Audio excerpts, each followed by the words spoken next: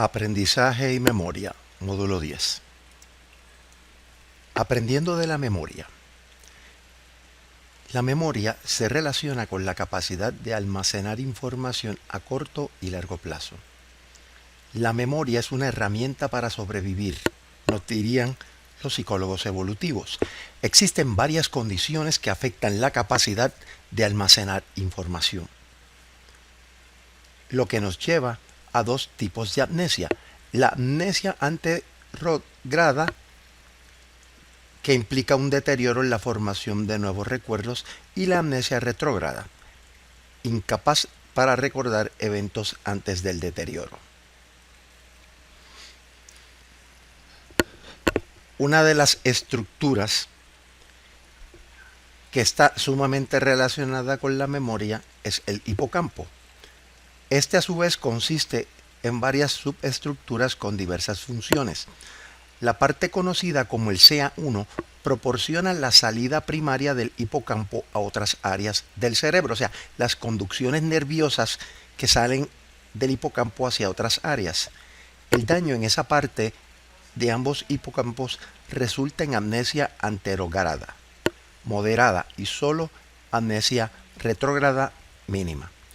Si el daño incluye el resto del hipocampo, la amnesia anterograda es severa. El daño a toda la formación del hipocampo resulta en amnesia retrógrada que se extiende hacia 15 años atrás o más. Aquí podemos ver una tomografía donde se puede ver el hipocampo y aquí podemos ver un dibujo, el gyrus hipocampal. Se le llama hipocampo porque tiene cierto parecido con los caballitos de mar.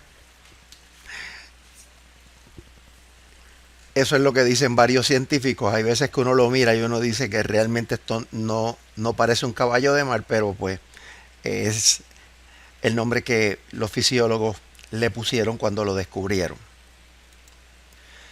Mecanismos de consolidación y recuperación. La consolidación es el proceso en el que el cerebro forma una representación física más o menos permanente de una memoria. La recuperación, por otro lado, es el proceso de acceso a las memorias almacenadas, es decir, al acto de recordar o a la información previamente consolidada. Muchos investigadores han concluido que el mecanismo del hipocampo desempeña un papel limitado en el tiempo en la consolidación y la recuperación. Esta disminución del papel del hipocampo en estas funciones explicaría por qué los recuerdos más viejos sufren menos que los recuerdos recientes después del daño del hipocampo.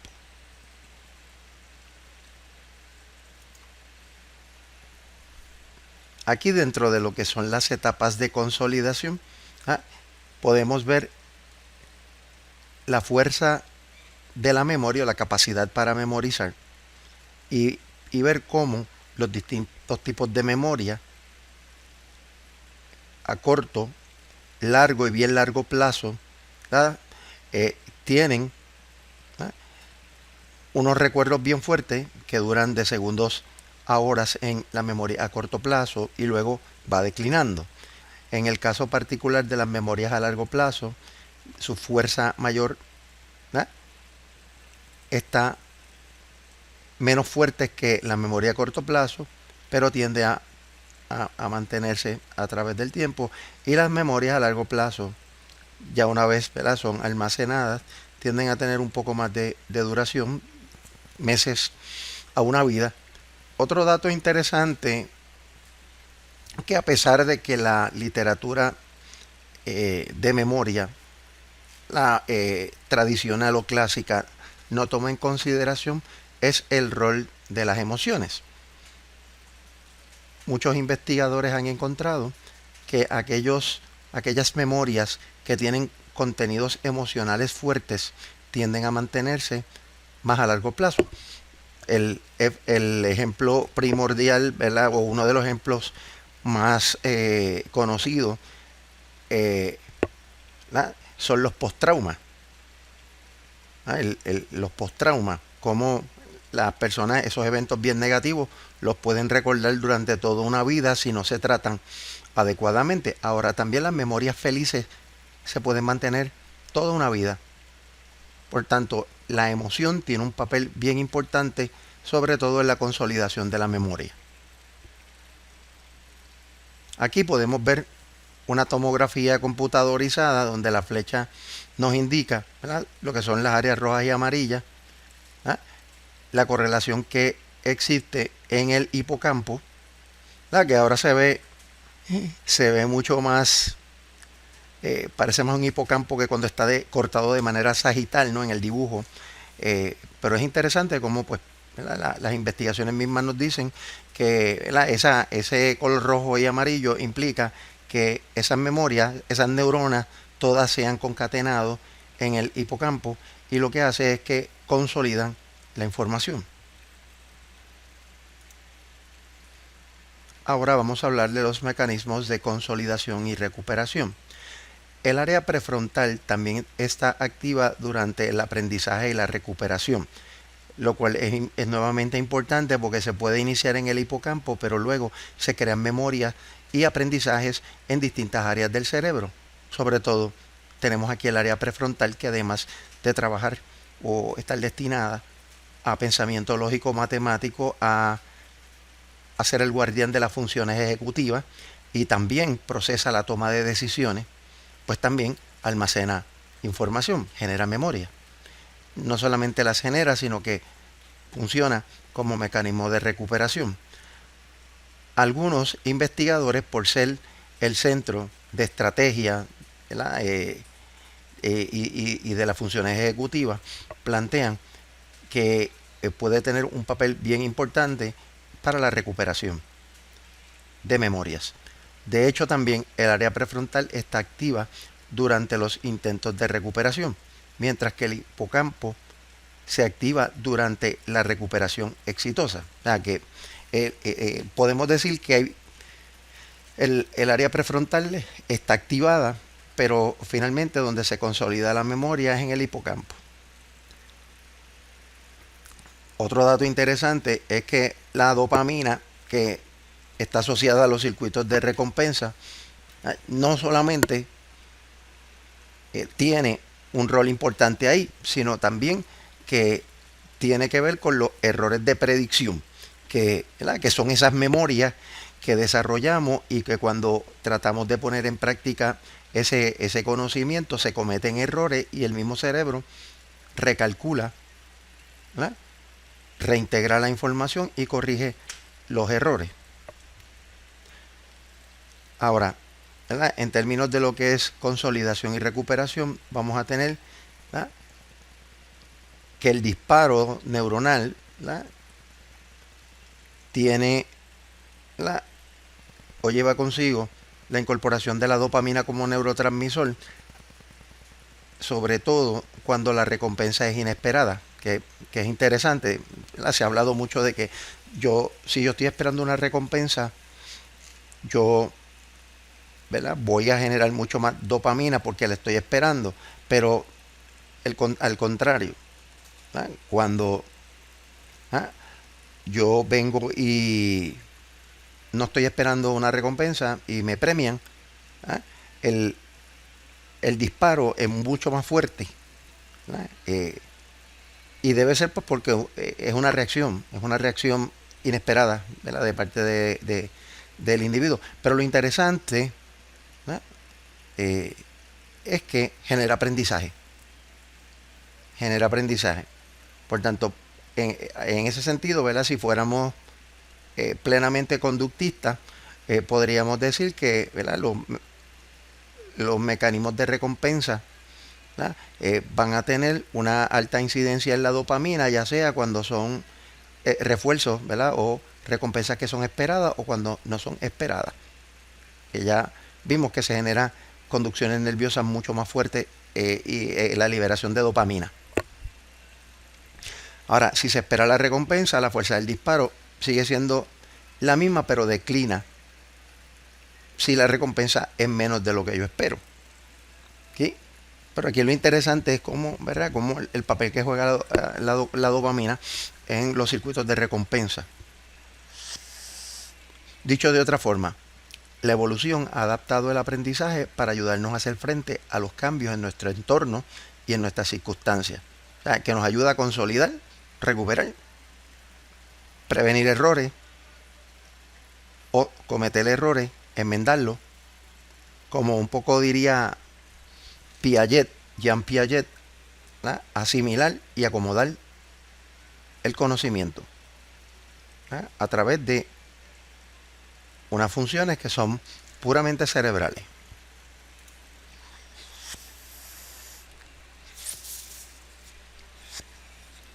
Ahora, ¿dónde las memorias son almacenadas? Así que vamos a hablar de las diferentes memorias, ¿no? La memoria declarativa implica un aprendizaje que da como resultado memorias que están basadas en hechos, personas o eventos que una persona puede verbalizar o declarar, ¿verdad? Tiene que ver mucho pues con la memorización de fechas, caras, eventos, ¿verdad? Y, ¿verdad? Y eventos que pueden ser intensos, como por ejemplo 9/11. Pero claro, la memoria declarativa tiene varios subcomponentes o varios subtipos. Por ejemplo, tenemos la memoria episódica, que se fundamenta en el reconocimiento de eventos, 9/11 como les dije. La memoria semántica, hechos concretos. El lunes es día de la recordación, el 25 de diciembre es Navidad. ¿Ah? Y la memoria autobiográfica, información sobre uno mismo. ¿Cómo era yo en términos de mis actitudes hacia la ética de trabajo cuando tenía 12 años? Pues esa información sobre mí mismo yo la tengo, ¿verdad? Y es parte de la memoria declarativa. Y entonces también tengo la memoria espacial, que es la ubicación de una persona en tiempo y espacio o la identificación de objetos que se encuentran en un espacio determinado. Por ejemplo, siempre hablo de que uno de mis retos como ser humano es la memoria espacial. Yo me pierdo donde quiera. O sea, yo puedo estar en un sitio varias veces y me tiendo a perder. Igual que hay veces que me da problema para organizar objetos en unos espacios determinados. Así que siempre he dicho que mi memoria espacial no es mi mayor fortaleza. También tenemos la memoria no declarativa, y esta incluye memorias para comportamientos que son resultados del aprendizaje de procedimiento. También se le llama memoria procedimental, ¿eh? Está también el aprendizaje emocional y el condicionamiento de estímulo y respuesta.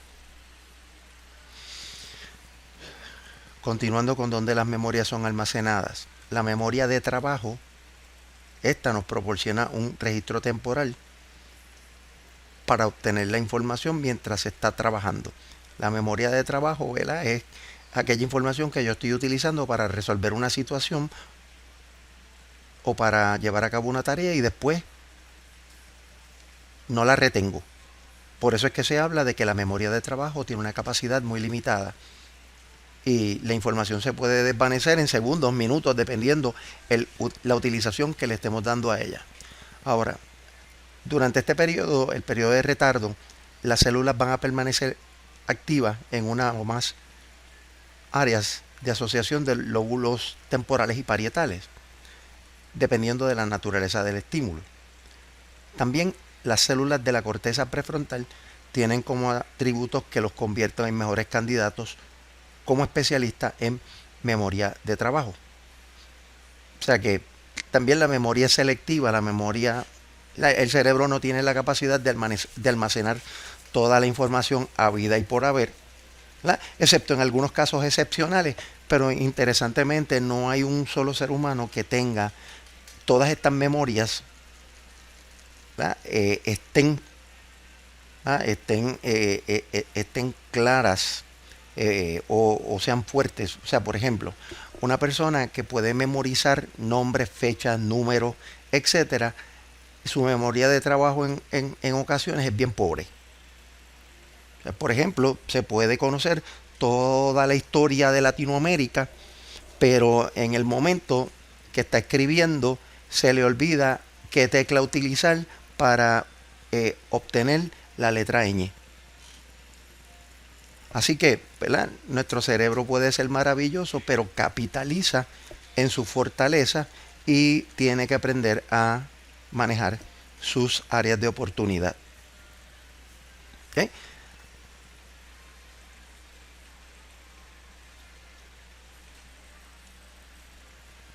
Cambios en el cerebro durante el aprendizaje.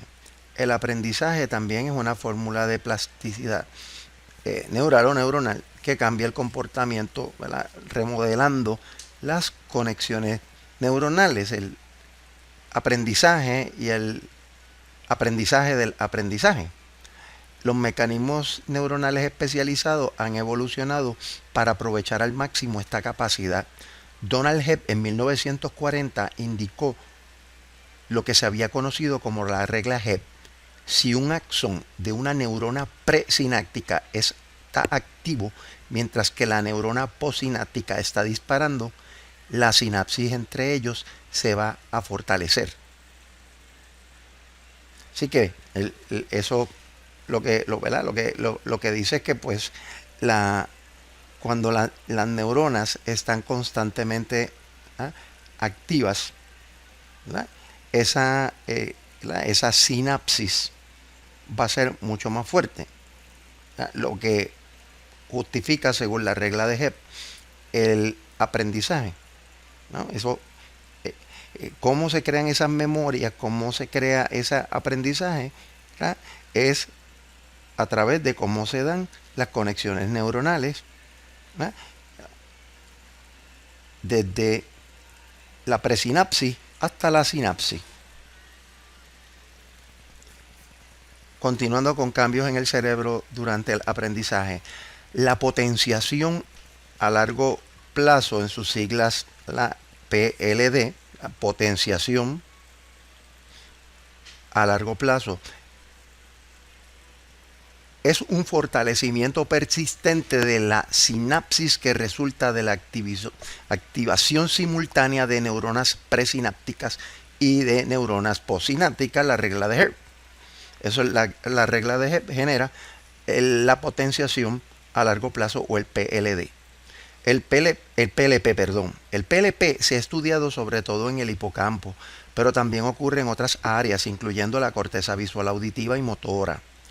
La minimización a largo plazo, ¿verdad?, que no es lo contrario a la potenciación, es una disminución de la fuerza de la sinapsis que ocurre cuando la estimulación de las neuronas presinápticas es insuficiente, no es fuerte como en la potenciación, para activar las neuronas postsinápticas.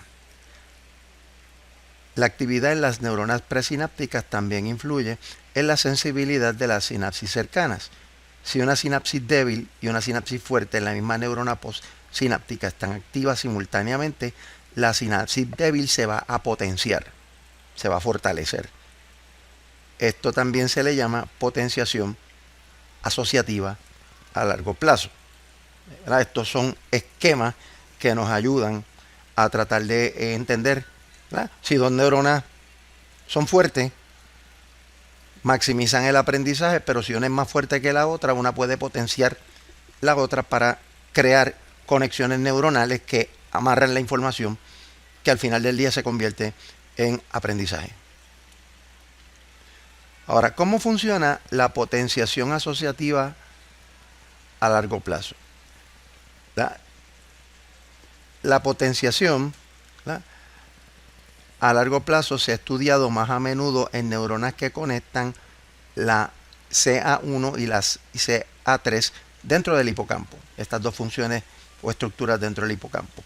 El PLP se induce a través de una cascada de eventos en la sinapsis. En CA1 y en la mayoría de las localizaciones, el transmisor implicado va a ser el glutamato, que es detectado por dos tipos de receptores. El receptor del AMPA, o alfa-amino 3 hidroxi 5 metil 4 isosónico propiónico, y el receptor NMDA, ácido N-metílico de aspartico. Inicialmente, el glutamato activa los receptores AMPA, pero no los receptores NMDA, porque son bloqueados por iones de magnesio. Continuando con cómo funciona la potenciación asociativa a largo plazo, durante la inducción de PLP, la activación de los receptores AMPA por los primeros impulsos de estimulación parcialmente despolariza la membrana, y esto desaloja los iones de magnesio. La afluencia grande resultante de iones de calcio, que activan una serie de proteínas quinasas, enzimas que alteran o activan otras proteínas.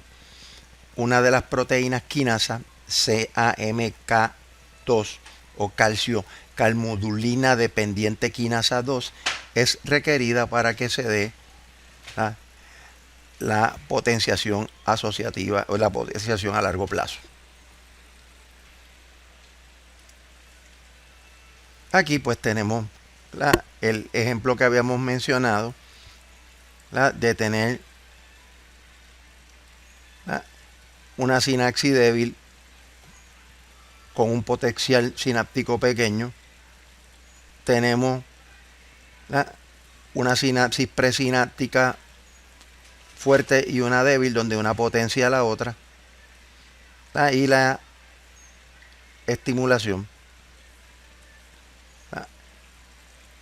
a nivel postsináptico, cuando es mucho más grande que la presináptica. Así que aquí el mensaje detrás de todo esto, aunque parezca medio complicado, es que la sinapsis, tanto en neuronas que son presinápticas o postsinápticas que son fuertes, se van a potenciar ambas. Pero cuando hay una débil y otra fuerte, la fuerte va a potenciar la débil. Y también pues aquí podemos ver los receptores de glutamato que habíamos descrito. Miren cómo se comportan a través de los receptores. Aquí están los axones enviando calcio y glutamato, y cómo las moléculas de glutamato se amarran a los receptores, donde se dan polarizaciones y despolarizaciones. Así que en este caso inicialmente el glutamato activa los receptores AMPA, pero no los NMDA, que son bloqueados por los iones de magnesio.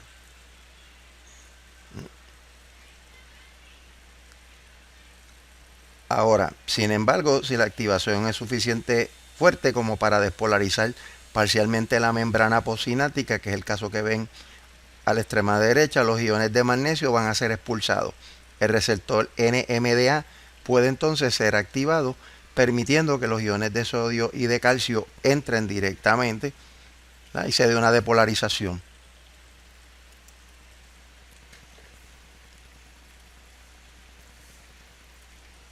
Ahora, otro elemento interesante, ¿verdad?, es que se ha hablado de que el cerebro, esas conexiones neuronales, crean espacio.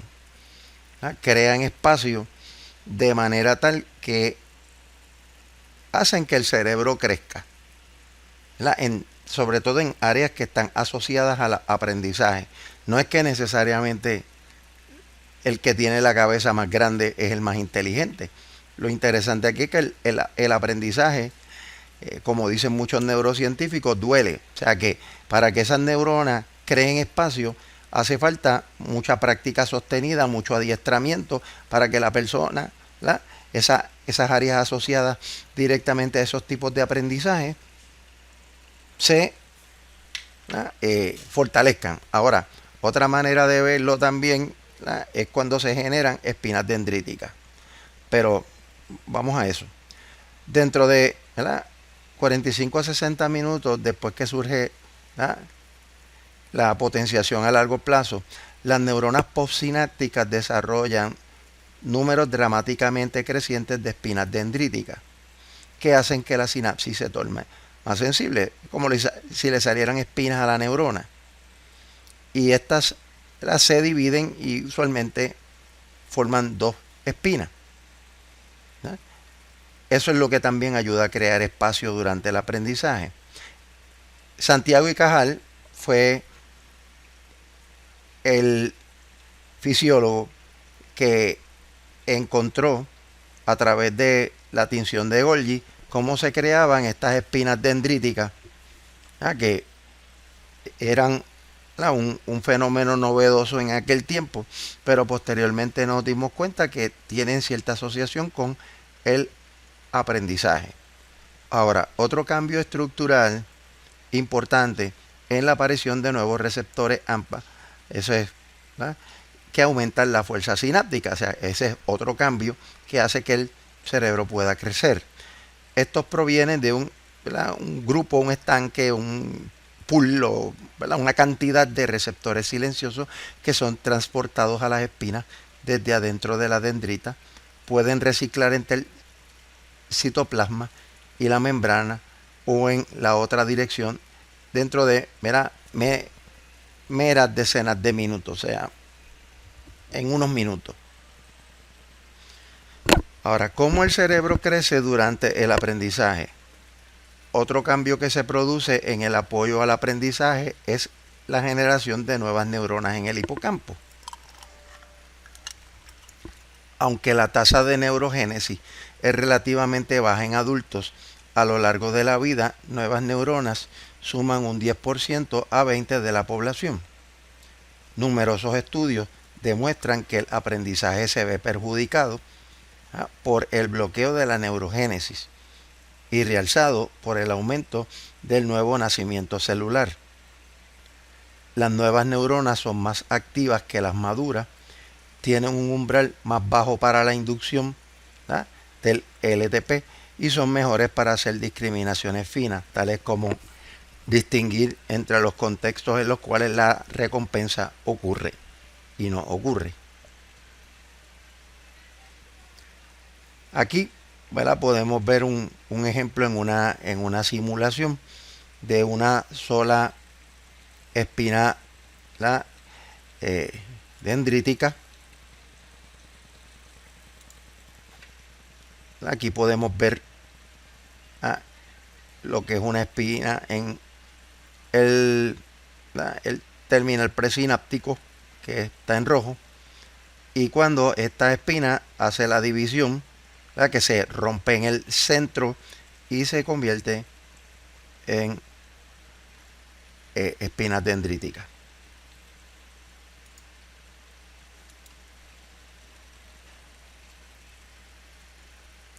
Consolidación y sueño. El hipocampo puede captar el aprendizaje en el proceso de aprender, pero para almacenar las memorias declarativas dentro de la corteza hace falta más tiempo. Muchos investigadores ahora creen que el hipocampo transfiere información a la corteza durante los periodos en que el hipocampo está menos ocupado, incluso durante el sueño. Estudios de EEG y PET scan, estos son imágenes, demostraron que cuando se activaban las áreas corticales del hipocampo durante una actividad de aprendizaje diurno, su reactivación al día siguiente fue acompañada por una mejora significativa de la tarea y sin práctica adicional.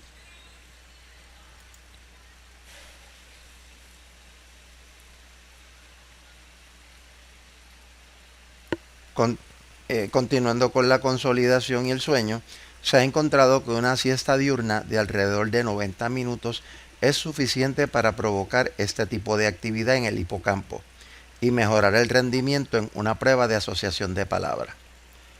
Presumiblemente, la repetición mientras se descansa proporciona a la corteza la oportunidad de someterse a la potenciación a largo plazo, al ritmo más pausado que requiera.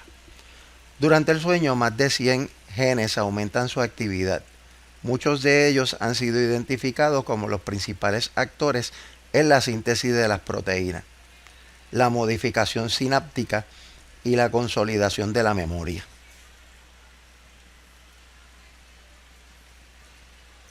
Cambiando las memorias. Tan fuerte como el cerebro trabaja para hacer los recuerdos permanentes, todavía es importante tener claro que el cerebro no almacena la información para siempre. Las cosas cambian. La información aprendida que se almacena es fiable, pero hay veces que el aprendizaje tiene que desprenderse y dar paso a nueva información. A veces el aprendizaje erróneo debe ser corregido. Una memoria debe ser estable para ser útil, pero al mismo tiempo debe seguir siendo maleable de forma tal que se pueda modificar. Continuando con cambiando las memorias. La extinción implica un nuevo aprendizaje, una indicación de que al igual que la PLP, la extinción requiere la activación de los receptores NMDA y el bloqueo de estos receptores elimina la extinción. Se considera la pérdida de memoria como un defecto, pero los investigadores están encontrando indicios de que el cerebro elimina activamente información inútil para prevenir la saturación de la sinapsis con información que no se usa regularmente o no ha hecho conexiones con otras memorias almacenadas. Una forma en que el cerebro borra las memorias implica a la enzima proteína fosfatasa 1, PP1, un producto del gen PP1. Otro gen implicado en el olvido es el DRAC1, ¿no? O V12. Su producto proteico RAC hace que la memoria se deteriore después del aprendizaje. Tienen otra explicación, ¿verdad?, de por qué las memorias se borran. Curiosamente, el entrenamiento continuo suprime el RAC, lo que significa que la práctica adicional siempre va a tener un doble beneficio.